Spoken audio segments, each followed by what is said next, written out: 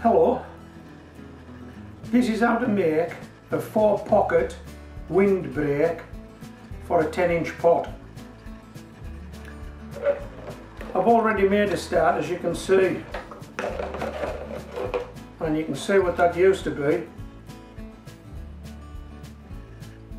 A lemonade bottle with the bottom and the top cut off.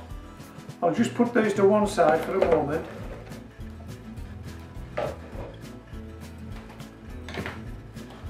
And this is the lemonade bottle we haven't cut yet. Okay.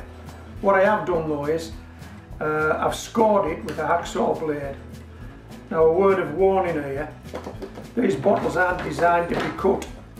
Okay, they're designed to hold lemonade, and that's all. So when you come to cook them, there's every danger you'll cut yourself if you're not careful. So be very careful when you do this. So I've already scored that with an hacksaw blade, and I've scored that with an hacksaw blade. Okay, and having done that, we can now take the scissors and cut the bottom off, and hopefully make a half decent job of it.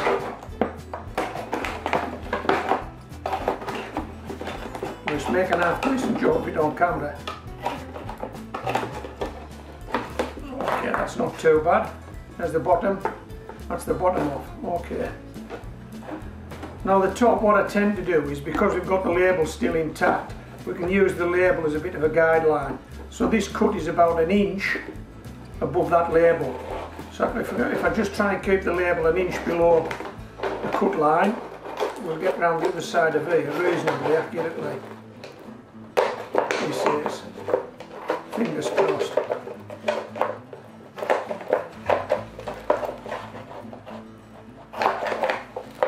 There we go.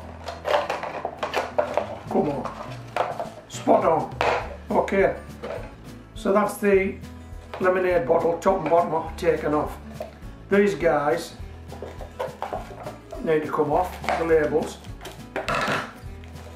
and just tear those off. You'll find sometimes the glue wants to come, but more often than not it doesn't. So that takes a bit of effort.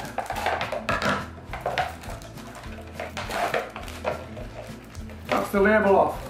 Okay. See where we're at here. So we've got 4 of these guys. Right. What we're going to do is we're going to staple them together, top and bottom, in a unit of 4. I'll just take this label off for a start.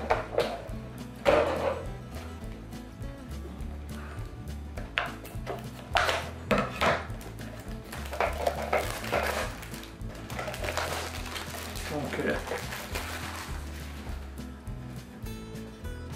Now these are going to be windbreaks for anything that's planted in a 10-inch pot in units of 4.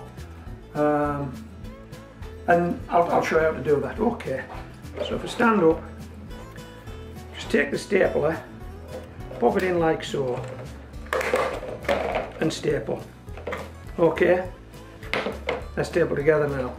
Do the bottom as well.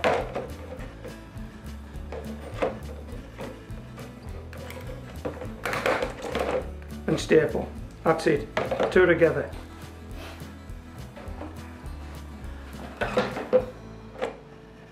We'll do the same. Oops.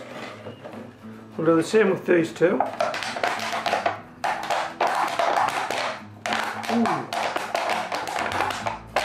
How does that sound? Woo! Right. Staple these 2.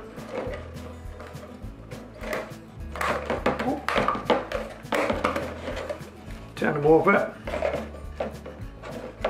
Staple them again.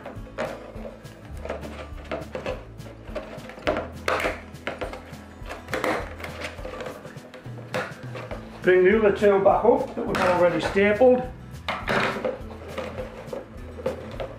How's that looking? Looks okay to me, mate.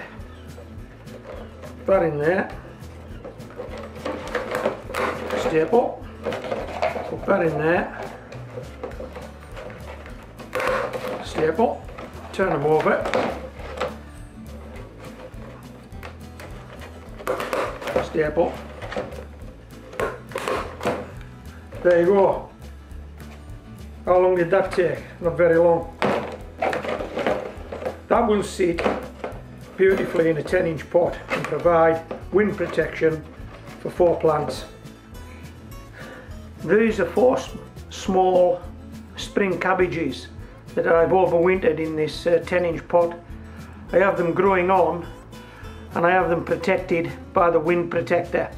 Okay, it's only held in place by those 4 sticks, and clearly when those spring cabbages become too big for this containment, those will have to come off, and that will be as simple as doing this. How good is that? How good is that? So if I need to do anything with these things, if there was any slug attack or any green fly or anything on there, the leaves that need to come off, they're easily accessible. And then we just pop these covers back on. If I can line these sticks up again. Yeah, there we go. We're sliding down. And just make sure each one of those goes in without getting nipped. And as we say in this neck of the woods, Bob's your uncle. Okay, so we can pop these back outside now. The wind won't get at them. It's blowing a gale out there, but the wind won't bother these guys. And as I've said, when they get too big to be in here, I'll take that off, the sticks will disappear, and we'll see if we can grow 4 spring cabbage in a 10-inch pot. That's something I've never done before, but it's something I'm trying, and this is just sat on a patio. So if this works for me, it'll work for you. You may want to think about having a go at this. Okay, this is Homegrown Veg, signing off.